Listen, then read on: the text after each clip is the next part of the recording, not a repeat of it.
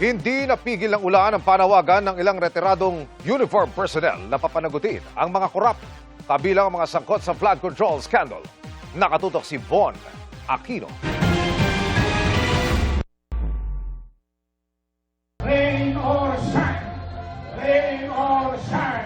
Sa kabila ng pabugso-bugsong malakas na ulan sa lungsod ng Maynila, hindi natinag ang mga nakiisa sa interfaith rally na inorganisa ng grupong United People's Initiative o UPI na kinabibilangan ng mga retired military, police at uniformed service personnel.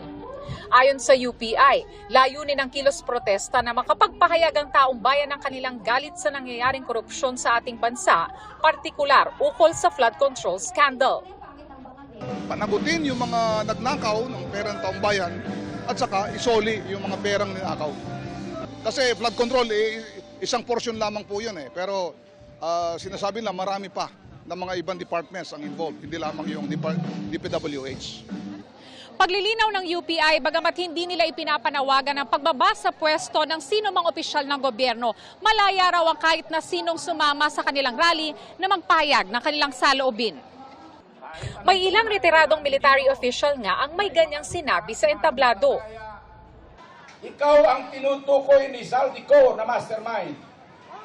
BBM resign now. Yan po ang panawagan ng mga kapwa nating Pilipino. Sinusubukan pa namin makuha ang panig na Malacanang ukol dito.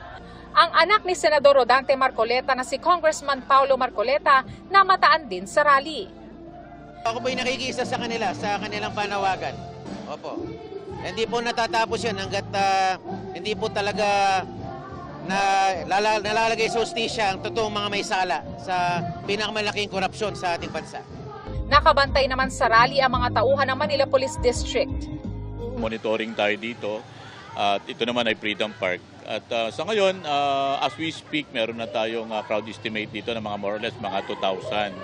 At ngayon, makita naman natin, normal situation tayo. Tuloy-tuloy yung ating monitoring sa lugar. At yung daloy ng trapiko, meron tayong mga personnel na nagmaman ng daloy ng trapiko.